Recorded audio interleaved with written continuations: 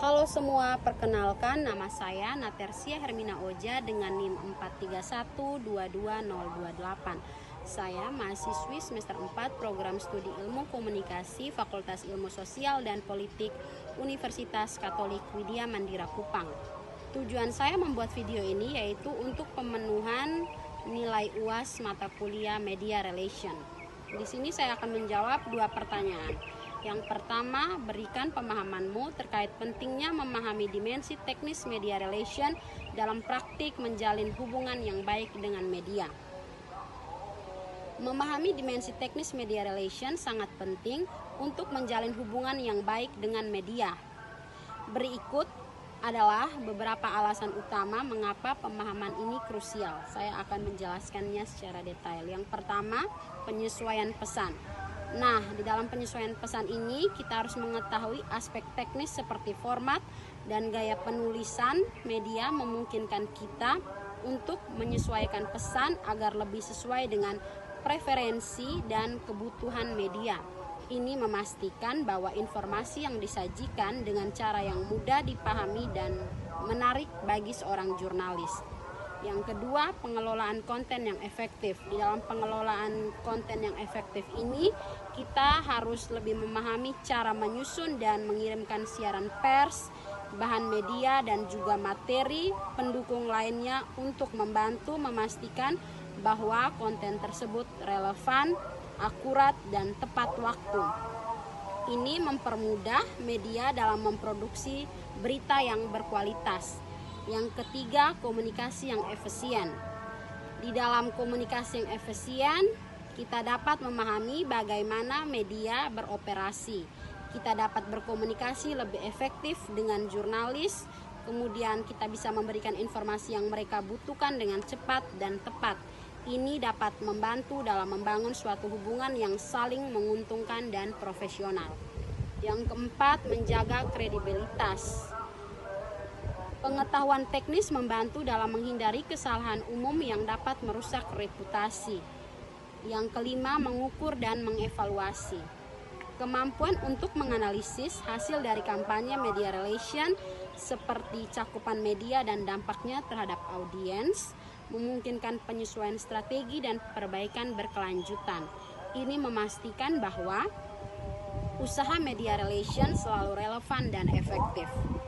Secara keseluruhan, pemahaman dimensi teknis media relation membantu dalam membangun dan memelihara hubungan yang solid dan produktif dengan media, yang pada akhirnya berkontribusi pada kesuksesan komunikasi dan citra publik yang positif.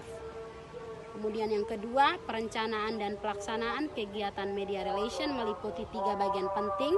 Sebut dan jelaskan dan juga berikan contoh terkait implementasi perencanaan dan pelaksanaan kegiatan yang meliputi 3 bagian penting tersebut.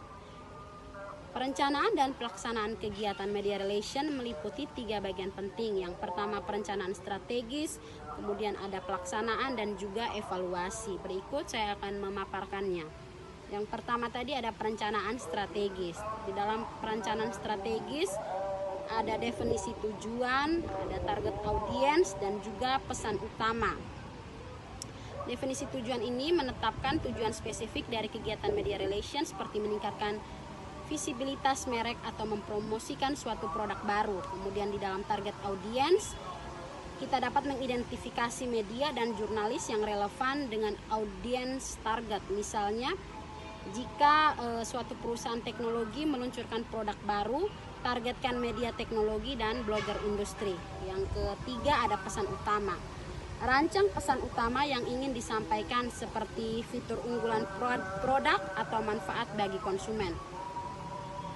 Yang kedua ada pelaksanaan. Di dalam pelaksanaan ada penyusunan konten, distribusi, interaksi.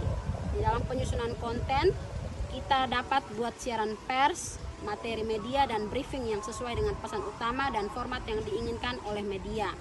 Kemudian kedua, distribusi. Kirimkan materi tersebut ke jurnalis dan media yang telah diidentifikasi. Gunakan saluran distribusi yang efektif seperti email, portal distribusi berita, atau media sosial. Yang ketiga, interaksi. Selenggarakan konferensi pers, wawancara, atau sesi tanya jawab dengan media untuk memberikan informasi lebih lanjut dan menjawab suatu pertanyaan. Kemudian yang terakhir ada evaluasi. Di dalam evaluasi itu ada pengukuran hasil, analisis, dan juga laporan.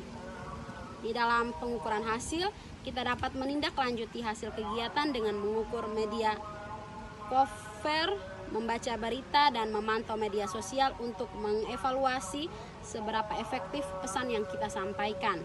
Kemudian analisis, kita dapat menganalisa data untuk menilai apakah tujuan tercapai dan identifikasi area untuk perbaikan.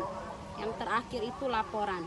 Kita dapat membuat laporan tentang hasil yang kita capai, termasuk angka-angka cakupan media dan dampak pada brand awareness.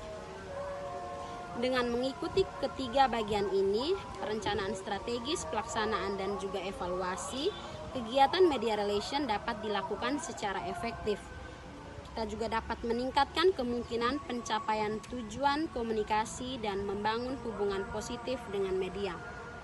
Sekian penjelasan yang dapat saya paparkan. Jika ada kesalahan, mohon dimaafkan. Sekian dan terima kasih.